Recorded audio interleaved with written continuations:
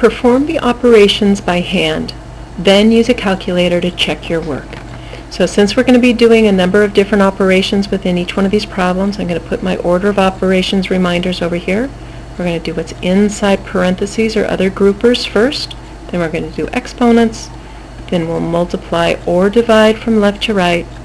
Then we'll add or subtract from left to right.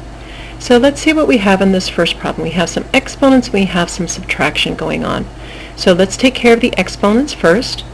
We have 4 raised to the second power, which is 16. And then we're going to subtract 7 raised to the second power, which is 49. And now we want to do 16 minus 49. Well, I can see this is a positive 16 combined with a negative 49. So this is like 16 plus a negative 49. Because the signs are different, we want to take the difference, which would give me 33 if I subtract those two. And I'm going to keep the sign of the larger one, which was the 49. So my final answer would be negative 33.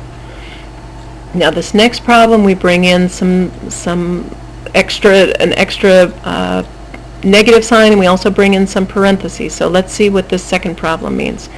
So again, we can't do anything inside the parentheses. I do have parentheses, but I can't do negative 7. Negative 7 is just, those parentheses are there just holding the negative onto the 7.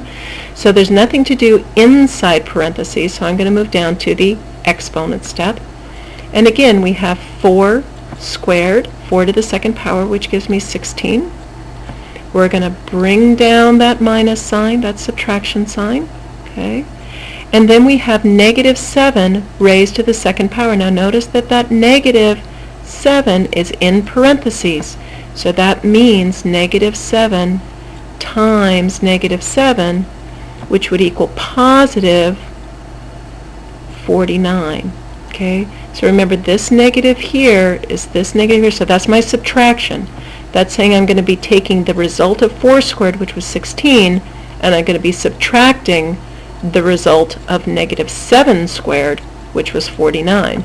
So notice that even though we kind of got here by some different thinking, at this point I have the same expression as I had up above, 16 minus 49. So we know the answer to that is negative 33. So let's pull up our calculator to check our work. So our first problem, we had 4 squared. Now because I have 4 raised to the second power, your calculator has something used just for squaring things.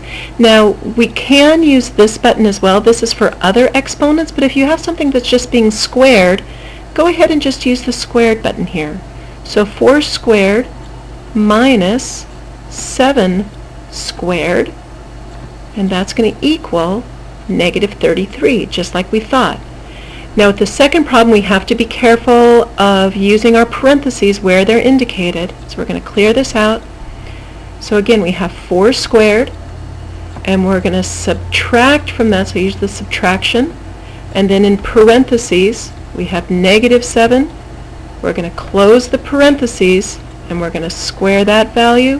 When we press enter, we end up with negative 33, just like we expected.